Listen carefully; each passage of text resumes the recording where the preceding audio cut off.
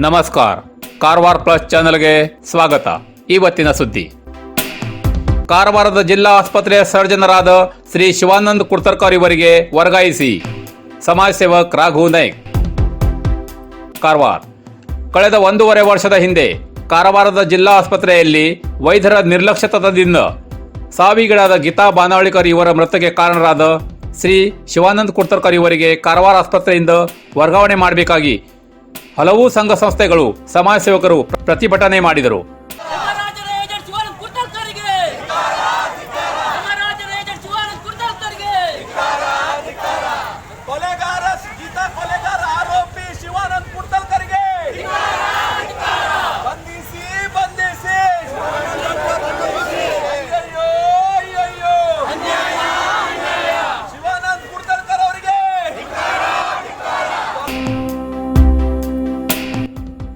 ಆದರೆ ಇನ್ನೂವರೆಗೆ ಜಿಲ್ಲಾ ಸರ್ಜನ್ ಕುರ್ತರ್ಕರ್ ಇವರಿಗೆ ವರ್ಗಾಯಿಸಲು ಸರ್ಕಾರ ವಿಫಲರಾಗಿದ್ದಾರೆ ಅಂತ ಸಮಾಜ ಸೇವಕ್ ಶ್ರೀ ರಾಘು ನಾಯ್ಕ್ ಆಕ್ಷೇಪ ವ್ಯಕ್ತಪಡಿಸಿದ್ದಾರೆ. ಕುರ್ತರ್ಕರ್ ಇವರ ಶಿಕ್ಷಣ ಹಾಗೂ ಅವರ ಆಸ್ಪತ್ರೆಯಲ್ಲಿದ್ದ ಹುದ್ದೆ ಇದಕ್ಕೆ ವ್ಯತ್ಯಾಸ ಇದೆ. ಆದ್ದರಿಂದ ಕುರ್ತರ್ಕರ್ ಇವರು ಮೆಡಿಕಲ್ ಕಾಲೇಜಿನಲ್ಲಿ ಸೂಪರಿಂಟೆಂಡೆಂಟ್ ಆಗಿ ಕಾರ್ಯನಿರ್ವಹಿಸಲು ಅಯೋಗ್ಯ ಇದ್ದಾರೆ ಅಂತ ಎಂಸಿಐ ರಿಪೋರ್ಟ್ ಪ್ರಕಾರ ಅವರ ಅರ್ಹತೆ ಇಲ್ಲ. ಅವರ ವರ್ಗಾವಣೆ ಬಗ್ಗೆ ಮೇಲಿನ ಸಂಬಂಧಿತ ಅಧಿಕಾರಿಗಳಿಗೆ ದಾಖಲೆ ಸಹಿತ ಮನವಿ ಕೊಟ್ಟರೂ ಕೂಡ ಅವರಿಗೆ ಯಾಕೆ ವರ್ಗಾವಣೆ ಆಗ್ತಾ ಇಲ್ಲ ಅಂತ ರಾಘು ನಾಯ್ಕ್ ಇವರ ಪ್ರಶ್ನೆ. ಈ ವರ್ಗಾವಣೆ ಬಗ್ಗೆ ಕೇಳಿ ಶ್ರೀ ರಾಘು ನಾಯ್ಕ್ ಅವರ ಮನಸ್ಸಿನ ಮಾತು.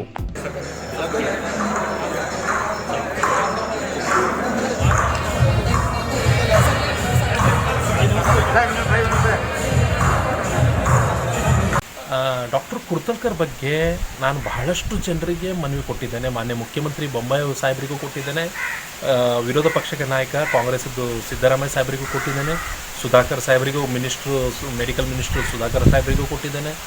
ಅದೇ ರೀತಿ ಅವರ ಮೆಡಿಕಲ್ ಸೆಕ್ರೆಟರಿ ಬೆಂಗಳೂರಲ್ಲಿದ್ದಾರೆ ಅನಿಲ್ ಕುಮಾರ್ ಅವರಿಗೂ ಕೊಟ್ಟಿದ್ದೇನೆ. ಅದೇ ರೀತಿ DMN ಡಾಕ್ಟರ್ ಗಿರೀಶ್ ಅವರಿಗೂ ಕೊಟ್ಟಿದ್ದೇನೆ. ಜಾವೇದ್ ಅಖ್ತರ್ ಸಾಹೇಬ್ರ ಹತ್ರನೂ ಮಾತಾಡಿದ್ದೇನೆ. ಇಷ್ಟೆಲ್ಲ ಮನವಿ ಕೊಟ್ಟರೂ ಕೂಡ ಇವತ್ತಿಗೂ ಕೂಡ ನಮ್ಮ ಈ ಕುರ್ತರ್ಕರ್ ಯಾಕೆ ವರ್ಗಾವಣೆ ಆಗ್ತಾ ಇಲ್ಲ, ಇದೇ ಒಂದು ಕ್ವಶನ್ ಮಾರ್ಕ್ ಹಾಗೆ ನಮ್ಮ ಕಾರವಾರದಲ್ಲಿ ಉಳಿದಿದೆ.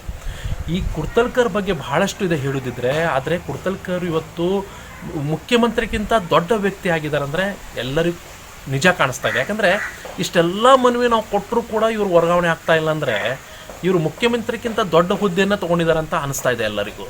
ಯಾಕಂದರೆ ಇವತ್ತು ನೋಡಿ, ಇವತ್ತು ನಾನು ಹೆಬ್ಬಾರ್ ಸಾಹೇಬರಿಗೂ ಹೇಳಿದೆ, ಮನವಿ ಕೊಟ್ಟೆ ಅವರಿಗೂ ಕೂಡ, ಸರ್ ಇವ್ರಿಗೆ ಯಾವುದೇ ಪರಿಸ್ಥಿತಿಯಲ್ಲೂ ವರ್ಗಾವಣೆ ಆಗಬೇಕು.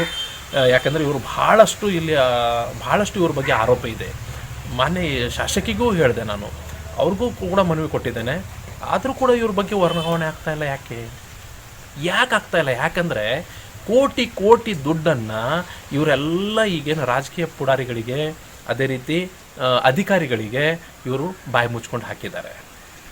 ಇವತ್ತು ನೋಡಿ, ಆ್ಯಕ್ಚುಲಿ ಮನ್ಸು ಮಾಡಿದ್ರೆ ನಮ್ಮ ಉಸ್ತುವಾರಿ ಮಂತ್ರಿ ಆದಂತಹ ಹೆಬ್ಬಾರ್ ಸಾಹೇಬರು ಒಳ್ಳೆ ಸಚಿವರು, ಮನ್ಸು ಮಾಡಿದ್ರೆ ಒಂದೇ ನಿಮಿಷದಲ್ಲಿ ಇವರು ವರ್ಗಾವಣೆ ಮಾಡ್ಬೋದು. ಅದೇ ಮಾನ್ಯ ಶಾಸಕಿಯು ಕೂಡ ಒಳ್ಳೆ ಇದ್ದಾರೆ ನಮ್ಮ ಕಾರವಾರದು, ಅವರು ಕೂಡ ಒಂದೇ ನಿಮಿಷದಲ್ಲಿ ವರ್ಗಾವಣೆ ಮಾಡ್ಬೋದು. ಆದರೆ ಯಾಕೆ ಮಾಡ್ತಾ ಇಲ್ಲ? ಯಾವ ಇಂಪ್ಲೆನ್ಸ್ ಇದೆ ಅವರಿಗೆ?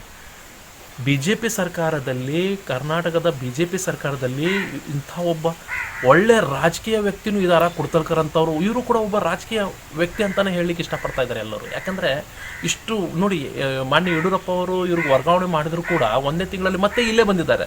ಅಂದರೆ ಇವರು ಮುಖ್ಯಮಂತ್ರಿಗಿಂತ ದೊಡ್ಡ ಹುದ್ದೆಯಲ್ಲೇ ಇದ್ದಾರೆ ಅಂತ ಎಲ್ಲರಿಗೂ ಅನಿಸ್ತಾ ಇದೆ. ನನಗೂ ಕೂಡ ವೈಯಕ್ತಿಕ ಹಾಗೆ ಅನಿಸ್ತಾ ಇದೆ. ಯಾಕಂದರೆ ಇವತ್ತು ಎಷ್ಟು ಜನರಿಗೆ ನಾನು ಮನವಿ ಕೊಟ್ಟರು ಕೂಡ ಇವರು ವರ್ಗಾವಣೆ ಆಗ್ತಾಯಿಲ್ಲ. ಕೋಟಿ ಆಸ್ತಿಯನ್ನು ಸಂಪಾದನೆ ಮಾಡಿ ಇವರೆಲ್ಲ ಬಾಯಿಯನ್ನು ಮುಚ್ಚಿದ್ದಾರೆ ಇವರು. ಅದಕ್ಕಾಗಿ ಮುಂದಿನ ದಿನಗಳಲ್ಲಿ ಇದರ ಬಗ್ಗೆ ಮತ್ತೆ ಉಗ್ರ ಹೋರಾಟ ಮಾಡ್ತೇವೆ. ಕಾನೂನು ಪ್ರಕಾರ ನಾವು ಹೋರಾಟ ಮಾಡ್ತೇವೆ. ಕಾನೂನು ಕೂಡ ಹೋಗ್ತೇವೆ ಅಂತ ಈ ಸಂದರ್ಭದಲ್ಲಿ ಹೇಳಲಿಕ್ಕೆ ಇಷ್ಟಪಡ್ತೇವೆ.